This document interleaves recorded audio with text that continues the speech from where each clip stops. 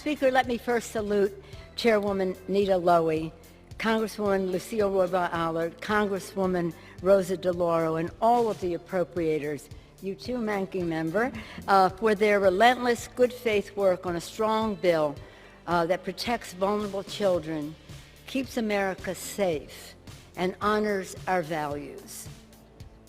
Madam Speaker, when people ask me what are the three most important issues facing the Congress, I always say the same thing: children, children, children. Today, we have the opportunity to help the children. We are ensuring that children have food, clothing, sanitary items, shelter, and medical care. We are providing access to legal assistance. And we are protecting families because families belong together. Right now, children need their families. Right now, little children are enduring trauma and terror. Many are living in squalor at border patrol stations. Some are sleeping on the cold ground without warm blankets or hot meals. Kids as young as 7 and 8 years old are watching over infants because there is no one else there to care for them. As one little girl caring for 2 infants said, "I need comfort too. I am bigger than they are, but I am a child too." Today we found out that the administration is sending children back to a station in Clint, Texas, from where just days earlier those children had been removed after enduring weeks without a shower or change of clothes. When visiting these children, one lawyer reported, "The children are locked in their cells. They said they can't bring themselves to play because they are trying to stay alive in there." And yet last week, the Trump Department of Justice argued in court that the government should not have to provide children in custody with soap, toothbrushes, or beds. This situation is child abuse.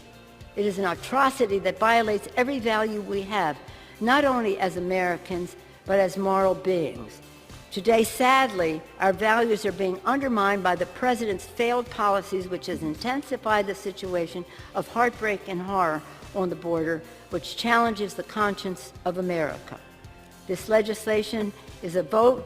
Today, our legislation is a vote against the cruel attitude toward children of this administration. This bill does not fund the administration's failed mass detention policy. Instead, it funds effective, humane alternatives to detention that have a proven record of success. This legislation secures limits on how the money is spent and how the administration treats children. And it creates strong oversight by Congress so that we can protect children and ensure this crisis never occurs again.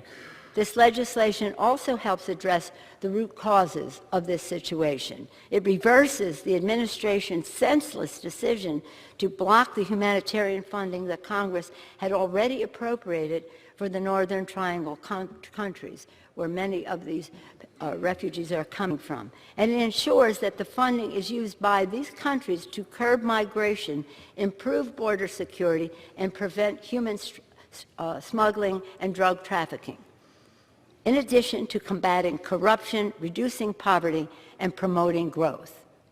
That's what the agenda is about. A recent trip by some of our colleagues, led by Chairman Eliot Engel and Chairman Jerry Nadler and other members, to the Northern Triangle, they saw the effective use of those funds. And while they were there, seeing the exercising oversight and seeing the effective use of that funds, that at that very moment, the President reversed the policy. And so we are launching a $200 million pilot initiative to improve the Customs and Border Protection's processing system based on a proposal from the UN High Commissioner for Refugees. The evangelical community, Madam Speaker, a while back when there was another Muslim ban, and when that happened, we were not in the majority, but we did have a hearing where many people came, national security experts, diplomats, everyone came, people of faith-based organizations came to object to the President's Muslim ban. And at that time, representatives of the evangelical community of America, this is not an individual, but a representative of the evangelicals in America, stated America's refugee resettlement program is the crown jewel of America's humanitarianism. We must protect and strengthen this pillar of our immigration system and our democracy.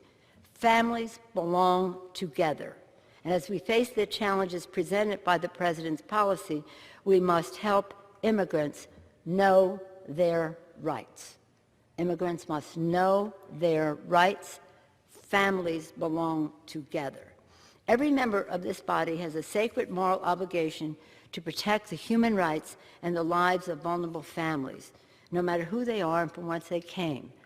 They all are God's children. They have a spark of divinity within them that we must respect and remember our own spark of divinity as we view these children and our responsibilities to them. I urge a strong bipartisan vote for the children, the children, the children, and yield back the balance of my time.